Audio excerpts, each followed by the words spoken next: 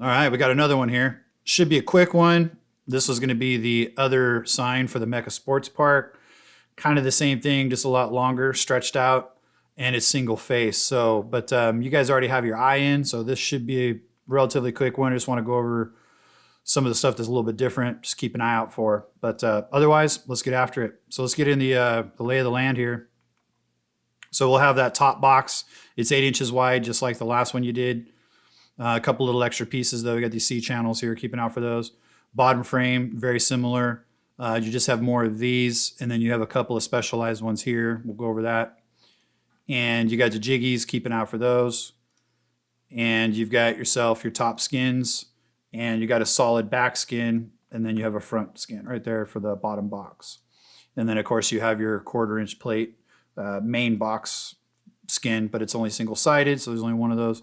Here's your Mjolnirs, keep an eye out for these. These have main, so if you haven't welded up the other ones yet, look for these M's and look for the word main on these, because this sign, even though it's technically bigger, it's skinnier. So the other one has bigger Mjolnirs. And then these are literally the same letters from the other one. So technically there'll be 3 sets of letters. But by the time you get on this one, I think the other one might actually be already done, so whatever. But anyway, so these are the same, so keep an eye out for these. So like I say, it's all the same, except it's longer, and you're gonna have yourself this sort of offset, because this is only 14 inches, this is still 8, but this is pushed towards the back. So it causes that asymmetrical thing, which is always a challenge for me, laying everything out, making sure that things are facing the right way. And then that asymmetry means you got to make sure you get things on the right side, on the proper side. This is the right side. I'm talking about the proper or the correct side. So like the other one, I did sort of a, what did I do? I did a, yeah, can't remember. But anyway, so yeah, I did a face and a back or something like that, F and B. This is going to be left and right. And it's as you look at it this way. So everything will have a little F to the face of it to make sure it's facing the right way, to make sure it's facing towards the face. Because the lifting bar system is staggered because the sign is staggered. And so I haven't really done this before. I kind of went back and forth with putting this lined up with this, but then having it offset on the box. I kind of wanted to keep it in the center. It wouldn't have made much difference because these things are so solid anyway. It doesn't matter if it's in the center or not. But I went ahead and kept it in the center. So what that means is your lift points are going to be the same, like to the top here, you'll have your little welded pieces, but this bar is actually going to go behind this bar. And then you're going to burn it to the back side of the crossbar here. So I don't know if we've done that yet, but I do realize it's suboptimal for lifting. It's going to put a tilt once it gets in the air, but improvise, adapt, overcome. I'm sure install can figure it out. It's not going to be tilting that badly. So, but there's that. Also, I decided to do the back skin as one. Sometimes what I'll do is I'll do the multiple pieces and follow that seam along, but that creates quite a Bondo thing and all that. So I went ahead and decided to do the back as one piece here. But in order to get the back to line up, obviously the bottom struts don't match up with these top struts here. So I went ahead and did a C channel on the back side that will support the seam of this guy here. That way that C channel could line up to a strut and follow all the way along the back side, the back box right there. So it would just be one piece.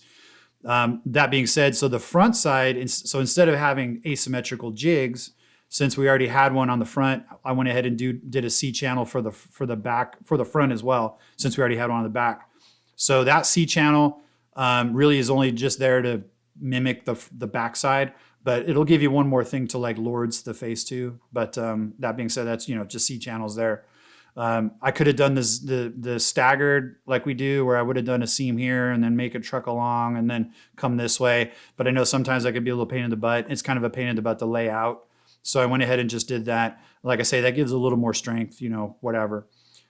Your seam on number 2 here, this will be the seam for the actual 1/4 inch faceplate here. You can see that. So that'll be on strut 2. Much like the last one, I did 193s in the corners. I try to just minimize the amount of holes in the front. You're not going to have any holes across the face there. So keep that in mind. Also, everything's longer, so it just takes longer. You got to do the seams on all the long pieces here. So do your rivet, and then you'll have your jigs. The jigs are one, all in one here. They take care of the top, but at the bottom here, keep an eye out for these. You got jigs for that. Also, for the bottom here, we do have specialized this seam, and we have flat cutouts. So these two, so this one is the seam because it has the double holes there for the seam on the face and the back. So that's the seam one there.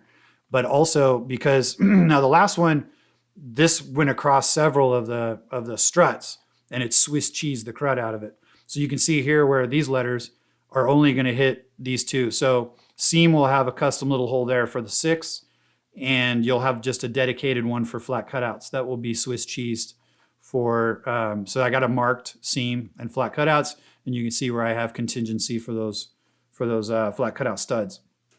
And seam will have one over here. So make sure those face to the face like they're supposed to. Everything goes one way.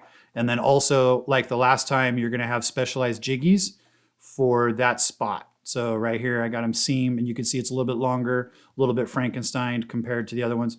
Either of these can go neither one. I modulated them so that were the same, made them symmetrical. But otherwise, everything else is exchangeable other than if it says.